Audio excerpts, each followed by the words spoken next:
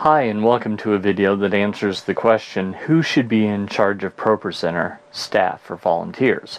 My name is Paul Clifford, here again for Church Tech Today. Worship software can seem complex to those who don't regularly use it, so there are some that advocate that staff should do most of the heavy lifting, while giving the simple tasks like running it to volunteers. Other churches have a lot of success in running ProPresenter with volunteers doing everything. So how should you approach the issue of running ProPresenter with volunteers? Let's look at both sides. First, for volunteers, it's not just a job. They're not there because they need the money. They don't do it because it puts a roof over their head. Well, think of it this way. If you do something week in and week out to be a help, to advance the mission, or just because you feel like you were made to do it, well, you can run a long time on that fuel. Think about your first real job in contrast.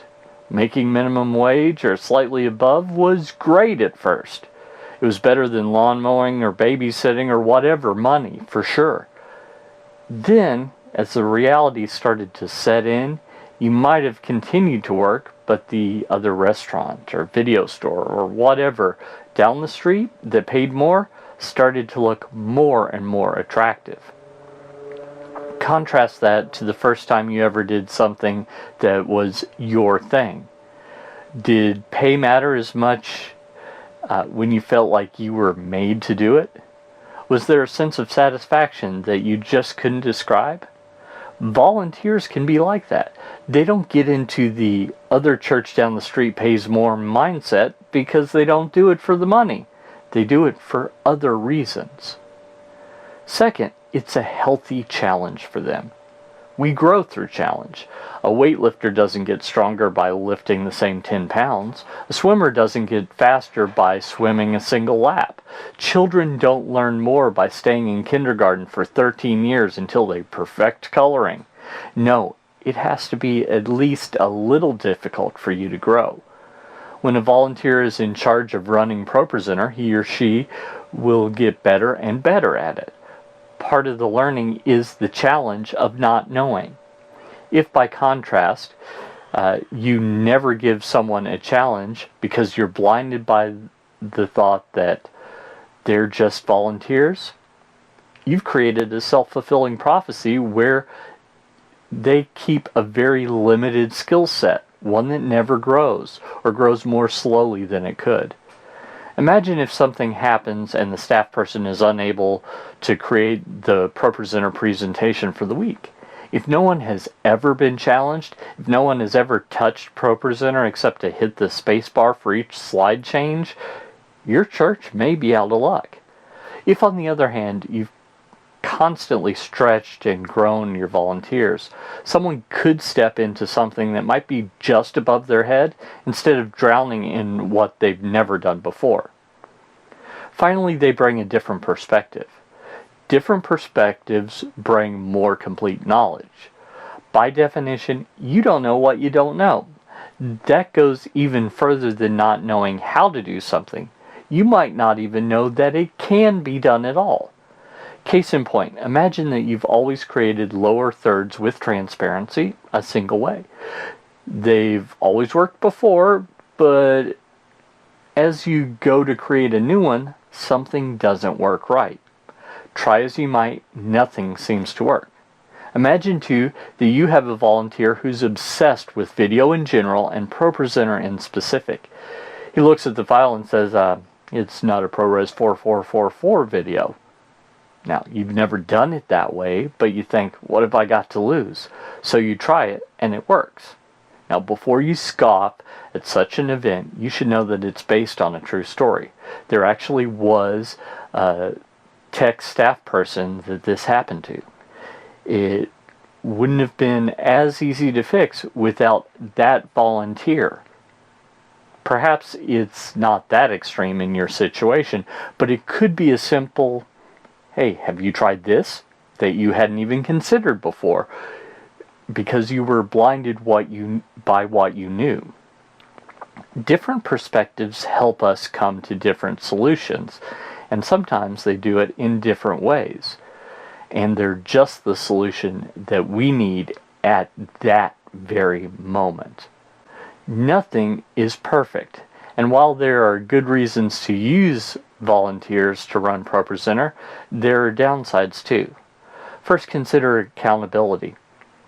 If someone isn't paid, how do you ensure that they do what they've said they're going to? Some people just aren't reliable. Without the stick of firing them, you might not be able to get them to show up on time or do their best. Everyone has heard horror stories of volunteers flaking out and not showing up or not giving their best, or perhaps wanting to but not having the time to. Paying someone gives church leadership more control. Second, what about training? Paid staff have certain responsibilities, and one of those is to continually learn and stay on top of what they're paid to do. In contrast, a volunteer might be a lawyer during the week and not have time between family obligations and maintaining their sanity to train themselves or get training. At first, it's easier to do it yourself than to train others and get results that aren't up to your standards. Maybe they'll get there eventually, but you already know what you're doing, so you don't have to worry about other people's abilities. Third, they bring a different perspective. Now, while there is an advantage to different perspectives, there's also a big disadvantage too. In a recent online discussion, a church tech lead converted his church from other software to ProPresenter. In the process, he took the time to reformat all the songs into 2 lines instead of 4 or more. He walked in on Sunday, to his horror, to find that all the songs had changed back to 4 lines per slide. When talking to the volunteer who was running ProPresenter, she said, "I didn't agree with only putting 2 lines per slide, so I fixed it." We all have different perspectives. Her reasoning might have been just as valid as his. The problem is that it was different, and she let her perspective overrule his. That's a problem you might see if you entrust things to volunteers. They're not machines with no ideas. They're people. Sure, maybe the 2-line, 4-line controversy doesn't matter as much, but what happens when a choice made by a volunteer that looks better doesn't? What happens when cool trumps legibility in an important moment? What happens when you want to do better, but your limitation isn't the technology, but the perspective of the people using it? What do you do then? So how do you solve these real problems? First, recognize your limits. If you're a volunteer, don't overcommit. If you're a staff person, don't avoid delegation. Give people who are trustworthy things that they can run with and do a great job on. If you have people that need more training, get them training. If you Google ProPresenter and any question, there are tons of videos answering those questions. Empower people to learn on their own, or even better, to invest in resources to train themselves. Consider something like Church Tech U, a tech training program for the whole church, whether staff or volunteer.